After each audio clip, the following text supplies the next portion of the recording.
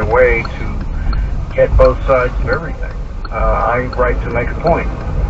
But you see column-like articles on the front pages of the major papers now, Washington Post, New York Times, and this extends to the TV networks, of course, CNN.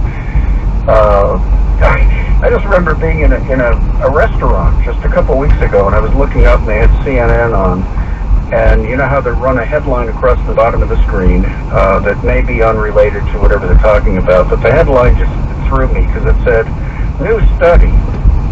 Cities with loose gun laws have largest numbers of killings."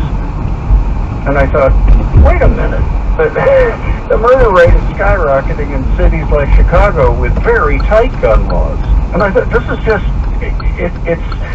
it's a who are you going to believe, your own eyes or us moment. And I see this repeatedly in the networks and, of course, in the newspapers. The good news is a lot of people are tuning them out and finding alternative sources of information, like your show. I mean, you have to come to talk radio, you have to look at alternative sites to actually get facts about subjects that the left-wing journalists don't want you to hear about. Yeah, it's remarkable. 1-866-50-JIMBO, 1-866-505-4626, the hypocrisy alone.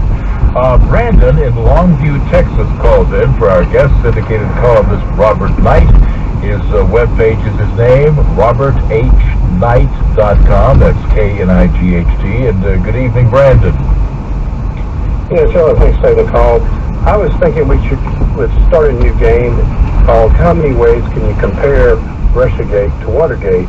And I've got at least 6. I mean, I'm not a major historian or anything, but I've got conspiracy, break-in, illegal surveillance, scheme to obtain political gain, cover-up, and obstruction of justice. Maybe some other people have had some more. Thoughts, Robert? That's pretty good. I think you've nailed it. But also just the related drafting of our intelligence agencies into being spy operations for the Democratic Party. I mean, that's all part of this. That's all going to unravel, I think, if John Durham is allowed to continue his investigation. It should be shocking to Americans how corrupt the FBI in particular was.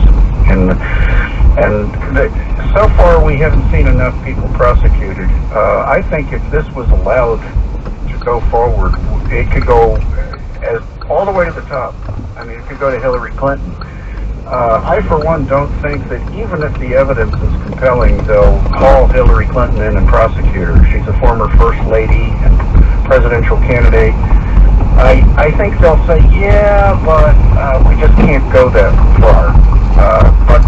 And then the immediate response would be, really? Why not?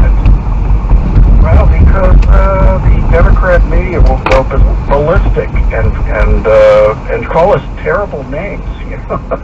We won't be invited to all the right cocktail parties in Georgetown? You got it. You got it. You'll never get a Strange New Respect Award. You know, that's one thing I loved when I was reading the American Spectator years ago, and they named the Strange New Respect Award for the Republican or conservative who came to Washington and so spectacularly sold out in order to be loved and toasted at cocktail parties. And the reason that the title came from the idea that the style section, which is the culture section of the Washington Post, would run a big puff piece on that person saying, well, there's strange new respect in Washington for so-and-so. Well, it means they've abandoned their conservative roots and gone native. 1-866-50-JIMBO, 1-866-505-4626. Robert Knight, our guest. More to come in just a moment. Take a step toward bringing our country and community together. Start a meaningful conversation at lovehasnolabels.com/onesmallstep. A message from StoryCorps, Love Has No Labels, and the Ad Council. On trend. On budget. On your finger. It's the 2022 Signature collection of engagement rings.